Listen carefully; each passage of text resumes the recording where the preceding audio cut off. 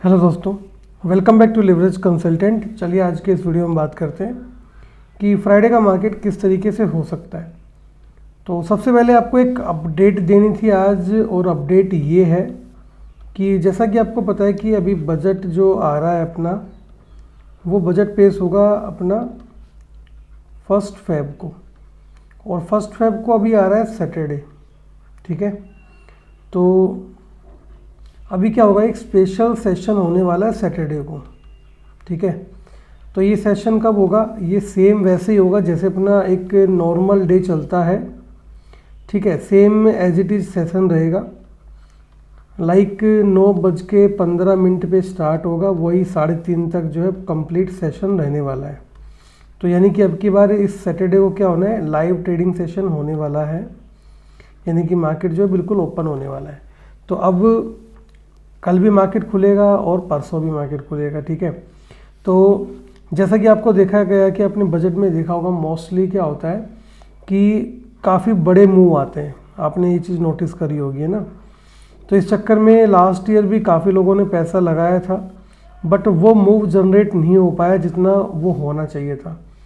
तो जनरली क्या होता है, मैं थोड़ा सा आपको एक बार आइडिया दे देता हूँ।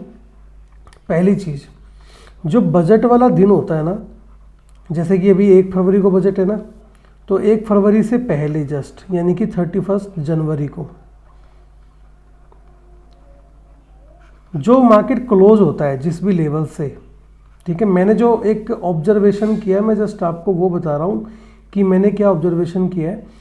जहाँ मार्केट 31 जनवरी को क्लोज होता है, उससे गैप अप ओपनिंग देखने को मिलती है। यानी कि जनरली जो मैंने नोटिस किया है वो ये किया है कि अब यानी कि शनिवार को जब मार्केट खुलेगा तो वो गैप अप ओपन होगा। उसके बाद फिर थोड़ा सा मार्केट में जो है मूव रहता है, कब तक, जब वो बजट सेशन स्टार्ट होता है। तो सैटरडे को थोड़ा सा अपने को जो है मार्केट में वॉलेटिलिटी देखने को मिल सकती है।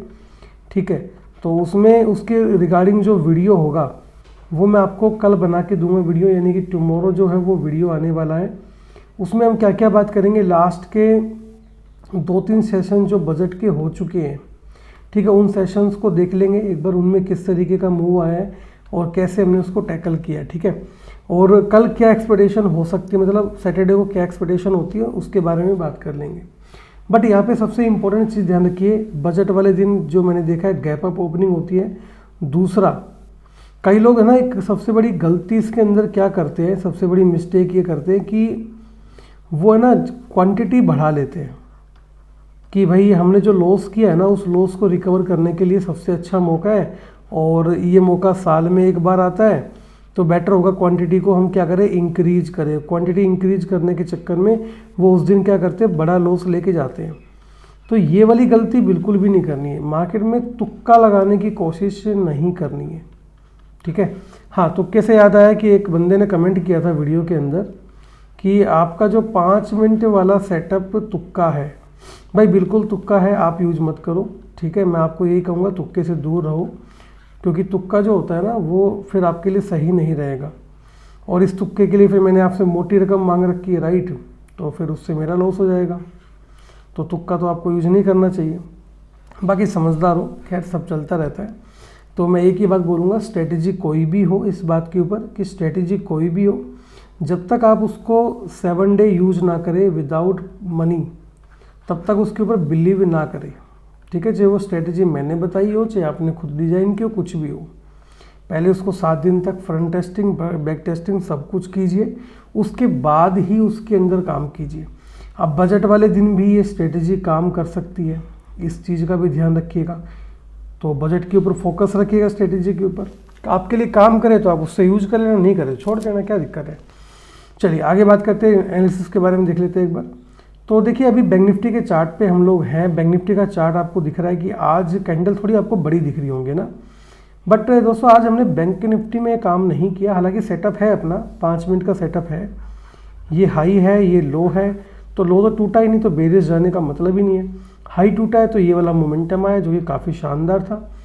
ठीक है, फिर एक मोमेंटम ये आया, उसके बाद पूरा रेंज बाउंड, और लास्ट में इसने ट्रेंड लाइन का ब्रेक किया और ये मोमेंटम देखने को अपने को मिला। तो ओवरऑल सेटअप काम कर रहा है। बट अब लेवल जो आता है वो कौन कौन से इंपॉर्टेंट है उसके ऊपर बात कर लेते हैं। 15 मिनट के चार्ट के ऊपर हम लोग आ चुके हैं। थोड़ा चार्ट का टाइम फ्रेम बढ़ाते हैं, 1 आवर पे आते हैं।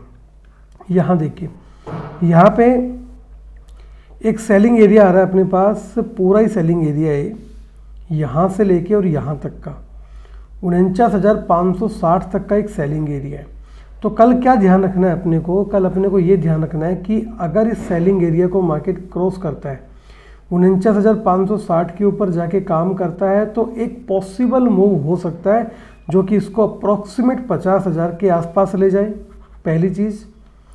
दूसरा, इसको वो ले जा सकता है 50,400 के पास, यानी कि जिस लेवल पे भी बैंक निफ्टी खड़ा है, यहाँ से अपने को अप्रॉक्सीमेट 1,000 पॉइंट का मूव ऊपर की तरफ देखने को मिल सकता है।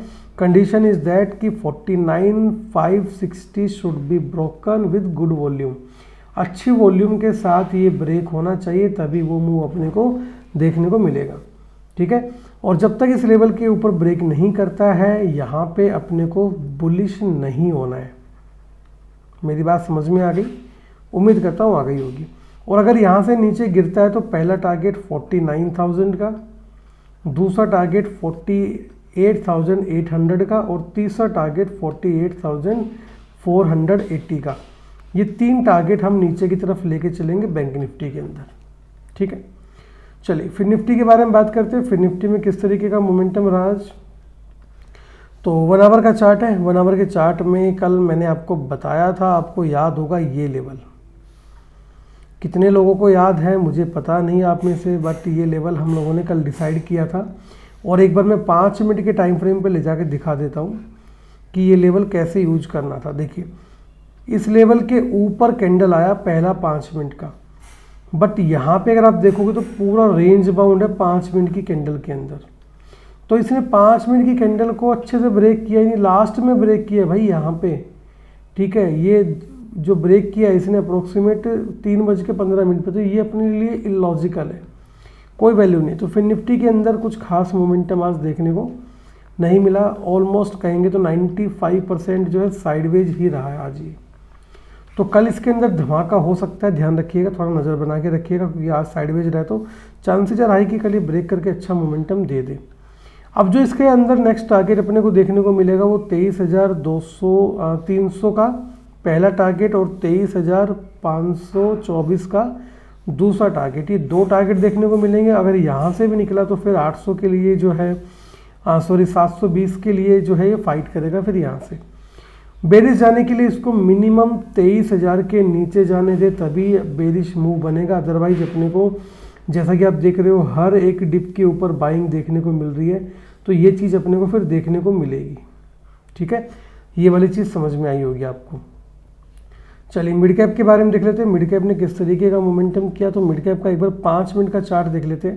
तो 5 मिनट का चार्ट ठीक है, चलो मोमेंटम है आज, बट इतना बढ़िया मोमेंटम भी नहीं है। हमने यहाँ से सी का मोमेंटम भी पकड़ा था। ठीक है, मिड कैप निफ्टी के अंदर निफ्टी का आज हमने काम नहीं किया, मैं निफ्टी का चार्ट लगा दिया मैंने। तो निफ्टी में मोमेंटम था, बट मैं यहाँ पे क्या देख रहा था कि यहाँ पे जो प्रीमियम्स है ना, वो इतने ज़्यादा स्टक हो गए थे कि भर ही नहीं रहे थे। खासकर निफ्टी के, फिन निफ्टी के, बैंक निफ्टी मैंने देखा नहीं। तो जो निफ्टी और फिन निफ्टी थे ना, इसके प्रीमियम्स के अंदर बहुत ज़्यादा कंप्रोमाइज़ कहीं ना कहीं करना पड़ रहा था। तो वहाँ पे फिर मेरे को एक अच्छा सोल्यूशन लगा, क्यों ना मिड कैप में काम किया जाए। हमने मिड कैप के अंदर मैंने 2 एंट्री बनाई, दोनों एंट्री काफ़ी बढ़िया रही है ना, काफ़ी मज़ा उसके अंदर आया और काफ़ी अच्छे पॉइंट्स कैप्चर भी हुए। तो ये जो मोमेंटम दिख रहा है ना, ये आपको दिख जरूर रहा है, बट इसके अंदर इतना ज़्यादा पॉइंट्स जो प्रीमियम है वो इंक्रीज़ नहीं हुए। हाँ, एक सेटअप यहाँ पे बना था, लेकिन इससे पहले हम लोगों ने अपना प्रॉफिट बुक कर लिया, तो उसके बाद बार बार एंट्री करने का लॉजिक नहीं बनता। एक सेटअप अपना यहाँ पे बना, तो सेटअप तो 3-4 थे आज निफ्टी के अंदर, बट हम लोगों ने फिर निफ्टी में काम नहीं किया आज। 15 मिनट का चार्ट थोड़ा सा यहाँ पे अवॉइड करना। 1 घंटे का चार्ट देखोगे थोड़ी क्लियरिटी अपने को ज़्यादा आने वाली है, तो बेटर होगा कि आप 1 घंटे के चार्ट के ऊपर थोड़ा सा फोकस बना के रखें।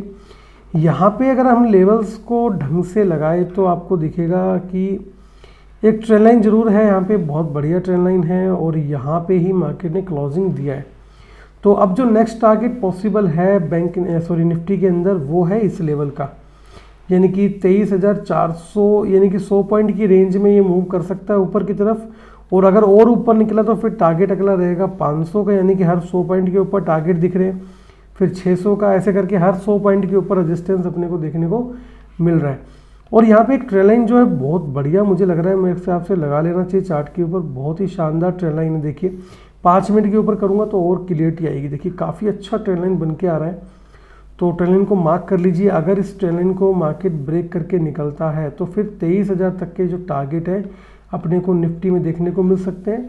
और अगर 23,300 के ऊपर सस्टेन करता है तो टारगेट अपने हर 100 पॉइंट के ऊपर कैलकुलेशन लगा लीजिएगा, वो टारगेट अपने पास रहने वाले हैं निफ्टी 50 के चार्ट के लिए। चलिए बात करते हैं मिड कैप के बारे में। तो मिड कैप के चार्ट के ऊपर चलते हैं। आज हमने जो एंट्री बनाई थी वो यहीं बनाई थी, ठीक है। पहली एंट्री जो अपनी थी वो थी अपनी बुलिश एंट्री बॉस। पहला कैंडल जो बना था वो ये बना था, ठीक है। फर्स्ट कैंडल ये बना था और फिर ये बना था पहला कैंडल। तो पहली एंट्री हमने बेरिश बनाई थी, इसके अंदर अप्रॉक्सीमेट 30 पॉइंट अपने को मिले थे। बट जैसे ही मुझे दिखा कि यहाँ से सपोर्ट ले रहा है, ये कैंडल वापस गया, मुझे अंदाज़ा हो गया था कि यहाँ से एक बाउंस बैक आने के चांसेस बन रहे हैं। तो हमने फिर बाउंस बैक तो नहीं लिया, लेकिन उसमें फिर हम कॉस्ट टू कॉस्ट निकल गए क्योंकि वहाँ पे फिर प्रीमियम नहीं बढ़े। लेकिन फिर हमने यहाँ पे एक एंट्री बनाई पुट के अंदर, 11,900 की पी में एक एंट्री बनाई जो कि काफ़ी शानदार साबित हुई हमारे लिए। और आई थिंक 55 पे वो एंट्री थी और 114 तक हम लोगों ने उस मूव को कैप्चर किया था। तो ये वाला जो एंट्री था काफ़ी बढ़िया रहा हमारे लिए, सही तरीके से हमने इस एंट्री का यूज किया। आज थोड़ा सा डिफिकल्ट चार्ट जरूर था मिड कैप का, बट फिर भी आज अच्छे खासे पॉइंट कैप्चर हो गए। अप्रॉक्सीमेट 10:30 के आसपास, 11 के आसपास हम लोग फ्री हो गए थे। उसके बाद हम लोगों ने मार्केट को नहीं देखा कि वो कहाँ गया कहाँ नहीं गया, क्योंकि अपना एक बार अगर प्रॉफिट मार्केट में हो जाए तो बेटर ही होता है कि अपने आप को बचा लो, वही सबसे बढ़िया तरीका है, ठीक है। अब मिड कैप के अंदर कौन कौन से लेवल इंपॉर्टेंट है, एक बार 15 मिनट के चार्ट के ऊपर चल लेते, चीज़ें थोड़ी सी क्लियर होना स्टार्ट हो जाएंगी।